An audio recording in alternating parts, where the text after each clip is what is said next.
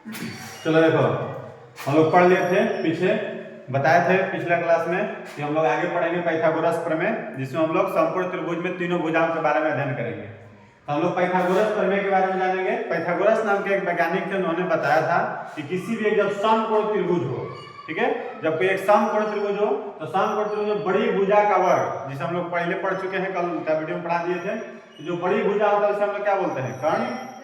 समकोण त्रिभुज में जो सबसे बड़ी भुजा होता है उसे हम बोलते हैं कर्ण। और उसके बाद में जो कोण लेते हैं न्यून कोण, उसके जस्ट सामने वाले भुजा को बोलते हैं लंब, और जो बच जाता है उसे बोलते हैं आधार।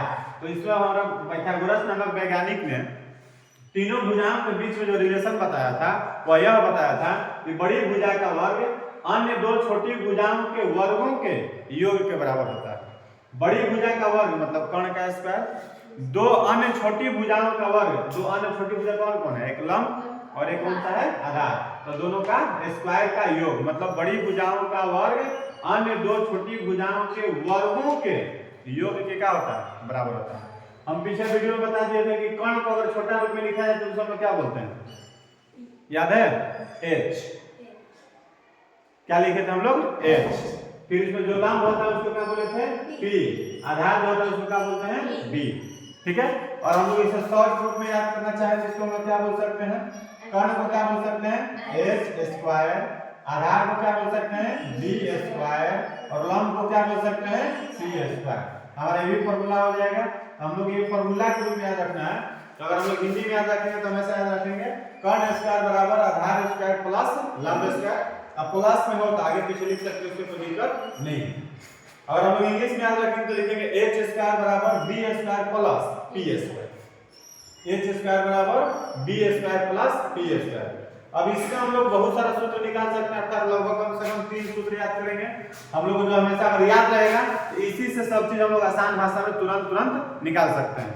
तो सबसे पहला चीज हम लोग यहाँ से इसको आगे जब बढ़ाएंगे तो जब इधर से स्क्वायर हटेगा, यहाँ से क्या हटेगा, स्क्वायर, जब स्क्वायर हटेगा तो इधर हमारा क्या हो जाएगा, रूट, तो रूट होगा, फिर अंदर में जो बचा हुआ है, क्या बचा हुआ है, आधार स्क्वायर, और प्लस हमारा क्या है, लंब स्क्वायर। ये भी एक सूत्र के रूप में याद रखना है। तो अगर सिर्फ हमें कर्ण निकालना हो तो कर्ण बराबर में याद रखना होगा आधार अंदर रूट आधार स्क्वायर प्लस लंब स्क्वायर। और फिर वो इंग्लिश में याद रखना हो तो h बराबर अंदर रूट क्या लिख देंगे, b स्क्वायर और प्लस में p स्क्वायर हो जाएगा। अब इसके बाद में हम लोग जब इसको और आगे बढ़ाएंगे तो हम लोग यहाँ पे अगर फॉर्मूला पढ़े हुए हैं कि कर्ण स्क्वायर बराबर आधार स्क्वायर और प्लस क्या होता है, लंब स्क्वायर। पाइथागोरस नामक वैज्ञानिक ने बताए थे कि कर्ण स्क्वायर बराबर आधार स्क्वायर प्लस लंब स्क्वायर। तो हम लोग इसको इधर से इधर भी ला सकते हैं ना, जैसे कर्ण स्क्वायर है, आधार स्क्वायर उधर प्लस में है, बराबर उधर किस चीज में है, प्लस में, तो बराबर इधर लाएंगे तो क्या चिन्ह हो जाएगा, माइनस में, लिख देंगे आधार स्क्वायर बराबर में। ये जब इधर आ गया तो इधर सिर्फ हमारा क्या बच गया, लंब स्क्वायर। अब इसको लिखेंगे यार, अब इधर से स्क्वायर हटा सकते हैं, जब इधर से स्क्वायर हटाएंगे तो इधर क्या हो जाएगा, रूट, तो रूट होगा तो क्या हो जाएगा, कर्ण का स्क्वायर और माइनस में क्या है, आधार का स्क्वायर, बराबर सिर्फ क्या बचा, लंब। हम लोग इसको आराम से अच्छा से लिख सकते हैं, लंब बराबर अंडर रूट कर्ण का स्क्वायर और माइनस आधार का स्क्वायर। हमको ये याद रखना है कि लंब बराबर फॉर्मूला क्या होगा, तो अंडर रूट कर्ण स्क्वायर माइनस आधार स्क्वायर। और इसको इंग्लिश में याद रखना चाहे तो लंब को क्या बोले हैं, p, अंडर रूट कर्ण को क्या बोले हैं, h, और आधार को क्या बोले हैं, p। हो जाएगा इस तरीके से। हमारा एक और फॉर्मूला बन गया है। एक फॉर्मूला हमको इसको याद रखना है कि पाइथागोरस नामक वैज्ञानिक ने जो फॉर्मूला दिया था वो क्या दिया था, कर्ण स्क्वायर बराबर आधार स्क्वायर प्लस लंब स्क्वायर। इसके बाद हम लोग सिर्फ अगर कर्ण निकालना हो तो कर्ण बराबर लिखेंगे अंडर रूट आधार स्क्वायर प्लस लंब स्क्वायर, और सिर्फ लंब निकालना हो तो लिखेंगे लंब बराबर अंडर रूट कर्ण स्क्वायर माइनस आधार स्क्वायर। जिस तरीके से हम लोग इसको यहाँ पे लिखे उसी तरीके से आधार बराबर भी निकाल सकते हैं। आधार बराबर अगर निकालेंगे तो फिर से यहाँ पे लिखेंगे कि पाइथागोरस नामक वैज्ञानिक के अनुसार हम लोग फॉर्मूला पढ़े हुए हैं कि कर्ण स्क्वायर बराबर आधार स्क्वायर प्लस क्या होता है, लंब स्क्वायर होता है इतना। अब इसको हम लोग लिखेंगे कर्ण स्क्वायर और लंब स्क्वायर प्लस में, तो इधर क्या हो जाएगा, माइनस में, तो सिर्फ बराबर में क्या बच गया तुम्हारा, आधार स्क्वायर। अब उधर से स्क्वायर हटाएंगे तो इधर क्या हो जाएगा, रूट हो जाएगा हमारा कर्ण स्क्वायर और माइनस में लंब स्क्वायर बराबर सिर्फ क्या बचा, आधार। तो हम लोग इसको आराम से क्या लिख सकते हैं, इसलिए आधार बराबर अंडर रूट कर्ण स्क्वायर माइनस में लंब स्क्वायर हो जाएगा। एक फॉर्मूला और बन गया, कर्ण बराबर अंडर रूट, ठीक है, सॉरी, आधार बराबर अंडर रूट कर्ण स्क्वायर माइनस में लंब स्क्वायर। अब आधार की जगह पे क्या लिख सकते हैं, b, कर्ण यहाँ पे क्या लिख सकते हैं, h, और लंब यहाँ पे क्या लिख सकते हैं, p। ये भी फॉर्मूला के रूप में हो जाएगा। तो हमें इसमें कम से कम 3 फॉर्मूला याद रखना है। जब हम लोग त्रिकोणमितीय अनुपात के बारे में पढ़ेंगे तो त्रिकोणमितीय अनुपात में हमारा 6 त्रिकोणमितीय अनुपात होता है, और 6 में हमारा सबसे उसमें इंपॉर्टेंट था लंब, आधार और कर्ण। तो हमें 3 भुजा पता रहेगा तो हम लोग आसानी से बना लेंगे, और उसमें 2 भुजा पता रहेगा तो एक भुजा निकालना होगा। तो एक भुजा में क्या निकाला जा सकता है, या तो कर्ण निकालना पड़ जाएगा, या तो यहाँ से हमारा लंब निकालना पड़ सकता है, या तो हमारे यहाँ से आधार निकालना पड़ सकता है। तो हम लोग को 3 फॉर्मूला के रूप में याद रखना है। एक हमारा जब कर्ण निकालने की आवश्यकता पड़ेगा तो कर्ण बराबर लिखेंगे अंडर रूट आधार स्क्वायर प्लस लंब स्क्वायर। जब हमें लंब निकालने की जरूरत पड़े तो लंब बराबर अंडर रूट कर्ण स्क्वायर माइनस आधार स्क्वायर, और जब आधार निकालने की जरूरत पड़े तो अंडर रूट कर्ण स्क्वायर माइनस में लंब स्क्वायर हो जाएगा। अब इसको हम लोग को याद करने का तरीका यह बात याद रखना है, देखो हम लोग जब समकोण त्रिभुज जानते हैं तो सबसे बड़ी भुजा कौन होता है, कर्ण। सबसे बड़ी भुजा कौन होता है, कर्ण। तो सबसे बड़ी भुजा कर्ण, जब कर्ण निकालना हो तो सबसे बड़ा प्राप्त होता है कब, अपने भाषा में याद रखना है ताकि भूले नहीं, कोई माइनस प्लस गलत ना हो। और हमें सबसे बड़ा भुजा निकालना है तो बड़ा चीज प्राप्त होता है कब, जब 2 छोटे छोटे चीज को जोड़ेंगे तब। जब 2 छोटे छोटे चीजों को जोड़ेंगे तब, जिस तरीके से अगर इसको इतना प्लस इतना, इस दोनों को जोड़ेंगे ये बड़ा चीज प्राप्त हो जाएगा, ठीक है। जब छोटा छोटा चीज को जोड़े तो क्या बन गया, बड़ा बन गया। वही चीज जब कर्ण हमें याद पड़ेगा, कर्ण निकालना है तो कर्ण निकालना है तो जाहिर सी बात है कि अंडर रूट दोनों का स्क्वायर का योग करना होगा, दोनों का स्क्वायर का करना होगा योग। जब कोई एक छोटा पूछे, या तो लंब बराबर हो सकता है या तो आधार बराबर हो सकता है, तो ये जो हमारा लंब और आधार है कर्ण से हमेशा क्या होता है, छोटा होता है। तो जब छोटा कोई भी चीज ज्ञात करना है, या तो लंब ज्ञात करना है या तो आधार ज्ञात करना हो, तो छोटा चीज कब ज्ञात होगा, तो ध्यान देना बड़ा है, बड़ा में हमको ये ज्ञात करना है। जब हमें ये चाहिए तो देखो पूरा जोड़ दिए तो बड़ा है, अब हमको सिर्फ ये चाहिए। जब ये चाहिए तो हम क्या करना, बड़ा में से इसको घटा देंगे तो ये बच जाएगा, हो जाएगा। फिर वही बड़ा में से जो हम लोग इसको हटा देंगे तो ये बचेगा। मतलब जब बड़ा में से हमेशा किस में से घटा रहे हैं, बड़ा में से। बड़ा में से एक छोटा घटा रहे तो दूसरा छोटा बचेगा, बड़ा में से इस छोटा घटाएंगे तो ये बचेगा, और बड़ा में से हम लोग इसको घटाएंगे तो ये बच जाएगा। तो वही चीज याद रखना होगा कि जब छोटा वाला चीज याद करना होगा, जब छोटा याद करना होगा तो बड़ा में से छोटा क्या कर देंगे, घटा देंगे।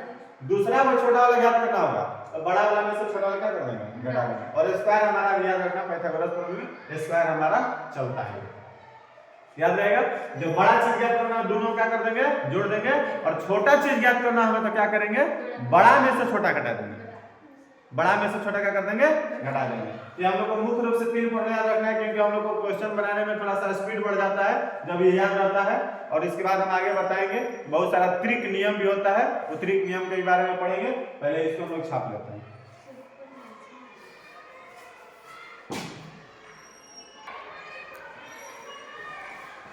हम लोग अभी पढ़ लिए, हम लोग याद कर लिए कर्ण बराबर फॉर्मूला होता है अंडर रूट आधार स्क्वायर प्लस लंब स्क्वायर, लंब बराबर फॉर्मूला होता है अंडर रूट कर्ण स्क्वायर माइनस आधार स्क्वायर, और आधार बराबर फॉर्मूला होता है अंडर रूट कर्ण स्क्वायर माइनस लंब स्क्वायर, ठीक है। अब इसके बाद हम लोग इसमें क्वेश्चन देखेंगे। तो कभी भी एक चीज और याद रखना, हम लोग पढ़े हुए हैं कि दूरी का हमेशा मात्रक होता है, दूरी का हमेशा क्या होता है, मात्रक। अब इससे लंबाई हो गया, लंब हो गया, आधार हो गया और कर्ण हो गया, 3 चीज है। तो तीनों एक प्रकार का क्या है, दूरी। तो दूरी का मात्रक होता है, हम लोग फिजिक्स में 9th क्लास में पढ़े हुए हैं कि दूरी का मात्रक होता है। जब दूरी का मात्रक होता है तो उसे हम लोग हमेशा मात्रक में लिखेंगे, या तो सेंटीमीटर में हो या मीटर में हो या किलोमीटर में हो, या अगर कुछ न लिखा रहे तो उसमें लिखेंगे या तो इकाई लिख देंगे, या उसका इंग्लिश में यूनिट लिख देंगे, या उसमें सिर्फ लिख देंगे मात्रक। और अगर ये सब नहीं लिखना हो तो उसके लिए हम लोग एक चीज मान लेते हैं कि उसका मात्रक के है, उसका मात्रक क्या मान लेंगे, के। उसको भी बताएंगे किस तरीके से लिखा जाता है। तो एक दो क्वेश्चन पहले हम लोग देख लेते हैं किस तरीके से क्वेश्चन दिया रहेगा। इसमें पहले इसको हम लोग निकालने के लिए, उसके बाद हम लोग त्रिकोणमिति में पहुंचेंगे। तो सबसे पहले अगर हमारा क्वेश्चन दे दिया लंब बराबर 3 सेंटीमीटर है, आधार बराबर 4 सेंटीमीटर है, तो पूछ रहा है कि कर्ण बताइए क्या होगा। ठीक है, लंब बराबर दे दिया कितना सेंटीमीटर, 3 सेंटीमीटर, आधार कितना दे दिया 4 सेंटीमीटर, तो क्या पूछ दिया कर्ण। तो कर्ण बराबर हम लोग फार्मूला डायरेक्ट, जब कर्ण निकालना था डायरेक्ट फार्मूला कर्ण, तो हम लोग को माइंड में आ गया कर्ण, जैसे बोले तो माइंड में क्या आ गया कि कर्ण सबसे बड़ी भुजा है, कर्ण सबसे क्या है बड़ी भुजा। तो बड़ी भुजा में हम लोग क्या लिखते हैं अंडर रूट दोनों छोटे वाले का स्क्वायर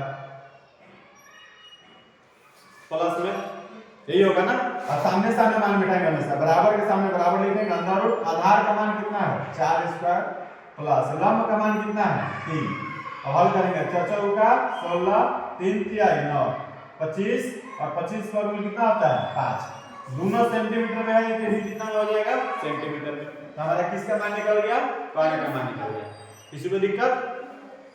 अब इसके बाद अगर हमारा क्वेश्चन दे दिया कि कर्ण बराबर दिया है 13 सेंटीमीटर, आधार बराबर दे दिया 5 सेंटीमीटर, तो पूछ दिया किसको निकालने के लिए लंब निकालने के लिए। तो हम लोग डायरेक्ट जब लंब निकालना है तो डायरेक्ट किसका फॉर्मूला लिखेंगे लंब बराबर, तो जब लंब छोटा है तो छोटा निकालने के लिए क्या बताएं बड़ा वाला में से एक छोटा वाला घटा देंगे, यही ना, बड़ा वाला में से वो छोटा वाला क्या कर देंगे घटा देंगे। बराबर के सामने हमेशा लिखने के लिए तरीका हमेशा पता होना चाहिए। हम लोग बहुत सारा चीज मिस्टेक करते हैं कि बस बराबर के सामने बराबर ऐसे इधर लंबे इस बनाते जाते हैं। हम लोग अब 10th क्लास में आ चुके हैं, उसके लिए हम लोग को एक अपना पहचान देना होगा कि हम लोग समझदार हो चुके हैं, हम लोग को लिखने का ढंग पता है। ठीक है, तो बराबर के सामने बराबर देंगे, अब इसका मान लिखेंगे। तो बताओ कर्ण का मान कितना है 13 स्क्वायर, लंब का मान कितना है 5, 13 का स्क्वायर कितना होता है 169, 5 का स्क्वायर कितना होता है 25, घटा देंगे तो कितना हो जाएगा 144, और 144 के वर्गमूल निकाल लेंगे। 144 का वर्गमूल कितना होता है कितना होता है 12, तो लंब बराबर कितना आ गया 12 सेंटीमीटर हो गया इस तरीके से।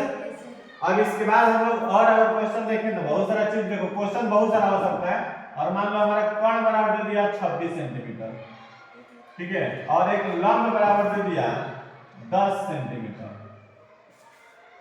कर्ण कितना दे दिया 26 और लंब कितना दे दिया 10, तो क्या पूछ दिया इसमें आधार बताइए। तो हम लोग लिखेंगे सबसे पहले क्या आधार बराबर, आधार बराबर फॉर्मूला क्या लिखेंगे कर्ण स्क्वायर और माइनस लंब स्क्वायर, यही लिखेंगे आधार पर रूट कर्ण स्क्वायर माइनस में लंब स्क्वायर।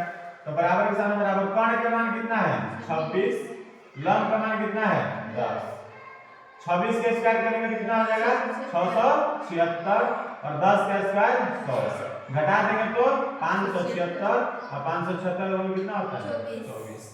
तो सेंटीमीटर में तो इसको भी हम लोग किस में लिखेंगे सेंटीमीटर में, और यहाँ दोनों मीटर में होता है तो इसको भी किस चीज में लिखते हैं मीटर में लिखते हैं। तो इस तरीके से हम लोग मान निकालना सीखे, और हमें दो मान पता हो, कभी भी अगर दो मान पता हो, एक लंब और एक आधार, या कर्ण और एक लंब, या एक कर्ण और एक आधार, तो दो मान पता होगा तो एक मान ज्ञात करने के लिए हम इस फॉर्मूला को लिखेंगे, पहले उसका मान ज्ञात कर लेंगे और उसका मान ज्ञात करने के बाद हम लोग को जो प्रोसेस होगा प्रोसेस करेंगे, हो जाएगा। इस तरीके से मान बैठाने आ जाएगा, हल करने आ जाएगा। अब कभी कभी वर्गमूल नहीं निकलेगा किसी का, वर्गमूल नहीं भी निकलेगा तो क्या करेंगे, वर्गमूल नहीं निकलेगा तो रूट में छोड़ देंगे, जो निकलेगा उसको निकालेंगे, जो नहीं निकलेगा उसको छोड़ देंगे, याद रहेगा।